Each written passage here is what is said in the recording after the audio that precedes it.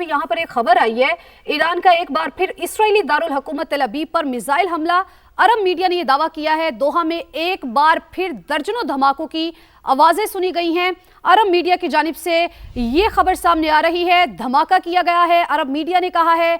और ये आपको बताएं कि तकरीबन 15 से 20 जो हैं धमाकों की आवाजें सुनी गई हैं। दोहा में एक बार फिर दर्जनों धमाकों की आवाजें सुनी गई हैं। ईरान ने एक बार फिर इसराइली दारुल हुकूमत में धमाका कर दिया है।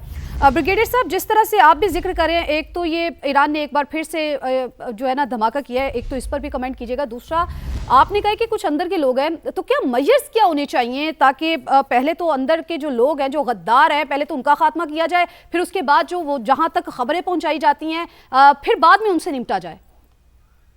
बिल्कुल, आप देखें ना कि जो आपकी सिक्योरिटी क्लियरेंस किस चीज की होती है, सिक्योरिटी क्लियरेंस यही होती है कि वो एक हाईली सिक्योरिटी लोग होते हैं, सिक्योर लोग होते हैं जो कि आपके सिक्योरिटी लीडर के पास हों, और वो हों जो जानिसार टाइप हों, जो जान कुर्बान करने वाले बैठे हो। ऐसे लोग होने चाहिए, बजाय इसके कि आप ना सिक्योरिटी क्लियरेंस करते हैं, आप किसी को लगा देते हैं और वो अंदर एक चिप रखता है और वो उसके ऊपर ठक जहाज के ऊपर से वो सब लिंक करता है और वो आपसे उसको हिट कर देते हैं। यहाँ पर आपके सामने इससे पहले यहाँ पर हमास के लीडर को मारा गया, उनको वो आए हुए थे, उसको भी उन्होंने मारा। इधर कई इंसिडेंट हो चुके हैं, उनके पास लीडर को मारा। तो ये तो मतलब हैरानी की बात है, ईरान के उन्होंने कितने कमांडर साइंटिस्ट मार दिए। और ये वैसे बड़ी घटिया बात है कि आप अगर सीनियर लीडरशिप को आप ध्यान में माना शुरू करो कि आपने जाने में मिलिट्री टारगेट्स जो है, मिलिट्री कमांडर्स को मारे, मिलिट्री टारगेट्स को मारे, मिलिट्री जहाज को मारे, मिसाइल को मारे, बट डोंट ये सिविलियन जो 80 साल के एक बूढ़े आदमी को जाके मारे, व्हाट इज कन्वेइंग इट, ये शोज कि आप एक कॉम्प्लेक्सिंग है। आप ये इससे आपको ईरानी लीडर और मुतहिद होगी, वो अलहदा नहीं होगी। और सेकंड ये कि देखें, ईरान के पास यही मेन बात है कि उसके पास हाइपरसोनिक मिसाइल हैं जो बहुत ही एक डिस्टेंस कवर करते हैं। नंबर 2, वो एयर डिफेंस सिस्टम को लॉन्च कर लेते हैं। और ये ईरान के, अभी मैं ये भी कहता हूँ कि ईरान बड़ी गलती कर रहा है जो अमेरिकन एसेट जो है मिलिट्री से वहाँ पर जाके अटैक करें।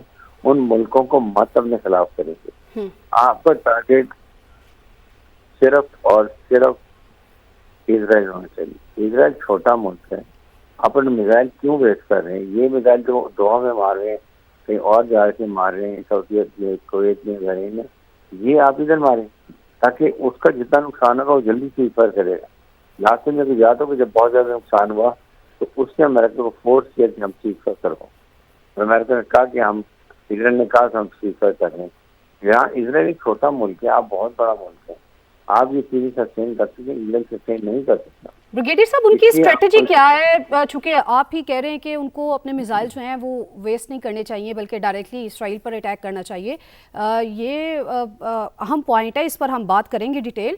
लेकिन अभी हमें फैज़ रहमान अमरीकी सहाफ़ी हैं, उन्होंने हमें ज्वाइन किया है। वहाँ पर इस वक्त क्या सूरत हाल चल रही है, ज़रा उनसे भी जान लेते हैं। फैज़, आप बताइए इस वक्त क्या सूरत हाल चल रही है? अमरीकी सदर जो है वो बयान दे रहे हैं जंग के हवाले से कि ये लंबी भी चल सकती है और कुछ दिनों में ख़त्म भी हो सकती है और ईरान का बहुत नुकसान होगा।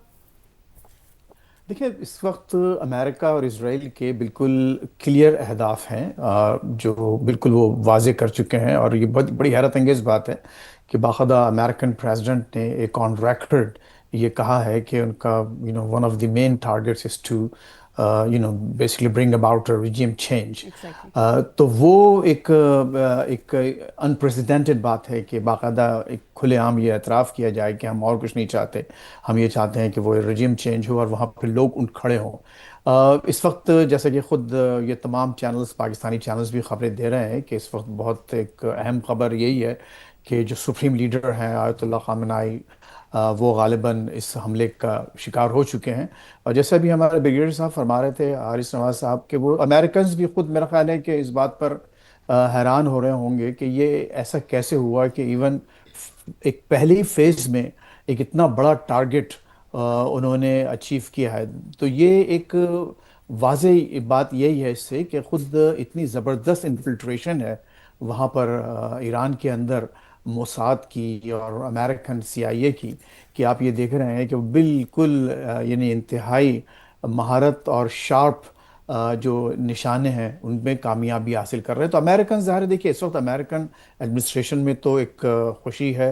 रिपब्लिकन पार्टी की तरफ से जितने भी इनके जो प्रोमिनेंट सेनेटर्स हैं उन्होंने बड़ी तालियां बजाई हैं, और दूसरे जो इनके मागा के वो लोग जो अभी भी, यानी जो इनकी जो मूवमेंट है मेक अमेरिका ग्रेट अगेन, उसके वो लोग जो उनके साथ अभी तक हैं वो भी बहुत खुश हैं। लेकिन एक बहुत बड़ी तादाद इस वक्त ऐसी भी है अमेरिका में जो ट्रम्प के सपोर्टर्स, डाई हार्ड सपोर्टर्स रहे हैं, वो इस हमले को इंतहाई नामुनासिब अंदाज से बयान कर रहे हैं, नापसंद कर रहे हैं, और लग ये रहा है कि ये इसका असर अब देखना ये है कि जो अब नवंबर में जो मिड टर्म इलेक्शंस हो रहे हैं अमेरिका में, जिसमें कांग्रेस में बहुत बड़ी तब्दीली आ सकती है, उस पर क्या असर पड़ेगा। ट्रंप ने बहुत बड़ा जुआ खेला है। अगर वो अपने तमाम अहदाफ हासिल कर लेते हैं और बहुत बड़ा खून खराबा हुए बगैर, तो ये उनके चांसेस को बूस्ट कर सकता है नवंबर के इलेक्शंस में। तो ये एक उनका एक कम से कम एक एम, उनका एक मकसद ये है। लेकिन मुझे नहीं लगता कि इस वक्त जो एक खुद अमेरिकन सोसाइटी जिस तकसीम की शिकार है, डेमोक्रेट्स तो खैर अपनी जगह हैं जो इस पूरे अमल के सख्त खिलाफ रहे हैं और इस वक्त भी खिलाफ हैं, और सब ने खुलकर, इवन जो एक प्रोमिनेंट जूविश मेंबर्स जो सेनेट के और हाउस ऑफ रिप्रेजेंटेटिव्स के, उन्होंने भी इसकी सख्त मजम्मत की है। तो ये मत समझिए कि अमेरिका एज ए होल इन पूरे हमलों के साथ खड़ा हुआ है। इस वक्त खुद अमेरिकन सोसाइटी भी, अमेरिकन माशरा, अमेरिकन पॉलिटिक्स, अमेरिकन बिजनेस और अमेरिकन अवाम बहैसियत मजमूई में एक वाज़ेह तक़सीम आपको नज़र आती है। और लगता यही है कि अभी भी majority of American they still oppose this action. लेकिन again going back to the reason, मैं समझता हूँ कि इस वक्त बहुत ही शदीद, जो मेरी अपने यहाँ जो लोग हैं जो एमिरेट्स में रहते हैं जिनसे बात हुई है, उनके वो सख्त इस वक्त परेशान हैं क्योंकि एयरपोर्ट्स वगैरह बंद हो चुके हैं। और आपको मालूम है कि वहाँ जो एमिरेट्स से, खुसूसन दुबई, अबू धाबी का जो मामलात हैं, वहाँ जो बड़े बड़े जो बिजनेसेस वगैरह सारे बाहर के लोग आए हुए हैं। तो अगर वहाँ ये स्टेबिलिटी और ये पीस नहीं रहता है और ये मुसलसल ख़तरा रहता है और ये जंग मज़ीद आगे चलती है, तो उस पूरे रीजन में एक बेपनाह आपको एक इकोनॉमिक डाउन टर्न के अलावा अरे जो एक दूसरी एक्टिविटीज़ नज़र आएंगी। और पाकिस्तान हमारे लिए इसलिए ज़ाहिर है कि हमारा जो मेन कंसर्न इस वक्त जो है वो पाकिस्तान है और पाकिस्तान के हालात हैं।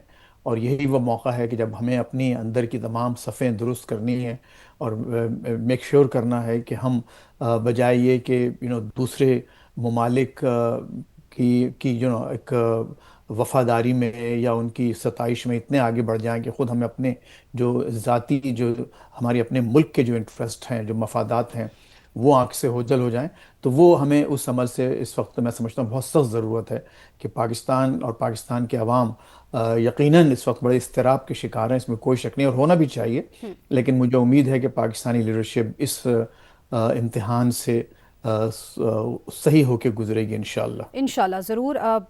असफर, सुमेरा भी हमारे साथ है। सुमेरा, जिस तरह से असफर ने कहा है कि एक डोनाल्ड ट्रंप का मकसद ये भी हो सकता है कि वहाँ पर नवंबर में जो हैं वो इंतखाबात हो रहे हैं, इलेक्शन हो रहे हैं, तो अगर उनके मुताबिक वो जो चाहते हैं ये सारा मामला जो है होता है तो उनको बहुत ही ज़्यादा इसका फ़ायदा पहुंच सकता है। एक तो मैं चाहूँगी कि आप भी इस पर भी रोशनी डालिए। दूसरा, जिस तरह से ब्रिगेडियर साहब ने बात की है और उन्होंने कहा है कि ईरान जो है, चूँकि हमारे पास खबरें आ रही हैं कि ईरान की जानिब से 15 से 20 धमाके जो है वो ऑलमोस्ट दोहा में किए गए हैं और ईरान ने 65 मिसाइल और 12 ड्रोन से हमला भी किया है, कतरी वजारत दिफा ने कहा है। और साथ ही साथ अल उदैद जो है एयरबेस, उस पर भी 2 मिसाइल दागे गए हैं। ईरान ने कतर के जो अल उदैद एयरबेस है वहाँ पर दागे।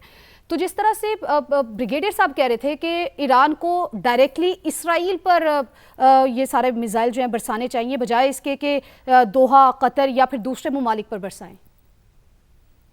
देखिए, ये बात ब्रिगेडियर साहब ने बिल्कुल ठीक की है और उसके पीछे रीजन है। मैं अब से कुछ देर पहले मेरी अपने कुछ ईरानी सहाफी दोस्तों से भी बात हो रही थी, तो वो कुछ थोड़ा सा उस पर नाराज भी दिखाई दिए कि जाहिर है ईरान अपनी पॉलिसी परस्यू करेगा। और मेरी उनसे यही बहस थी कि ये वक्त नहीं है इर्द गिर्द के ममालिक को नाराज करने का, और खास तौर पर उस मुल्कों के जहां हमारी 2 मुकद्दस मकामात हैं, काबा शरीफ और मदीना मुनव्वरा, تو اس صورتحال میں ہم نے دن کو بھی یہی بات کی کہ اس صورتحال میں ایران قطعاً متحمل نہیں ہو سکتا کہ وہ 7 سے 8 مسلم ممالک کی ناراضگی مول لے.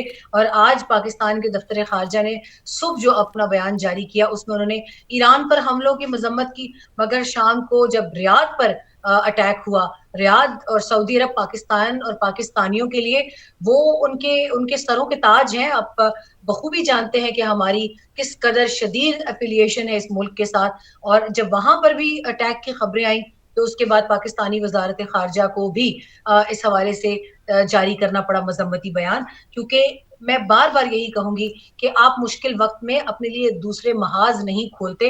اور ایران کی مشکل یہ ہے کہ گو کہ میں ابھی تفصیل سے آپ کو آئرن ڈوم کے حوالے سے بھی بتا دوں گی، لیکن ایران کی مشکل یہ ہے کہ ایران اور اسرائیل کے درمیان میں وہ ممالک آتے ہیں جہاں پر امریکی بیسز اور اڈے موجود ہیں، اور اس میں سب سے پہلا نمبر بحرین کا آتا ہے. اور بحرین ہم سب جانتے ہیں جو فیر میں سب سے زیادہ بڑا نمبر امریکی مرینز کا اور امریکی فوجیوں کا وہیں پر ہے. باقاعدہ ایسا لگتا ہے کہ جیسے ایک صوبہ ہو ان کے پاس.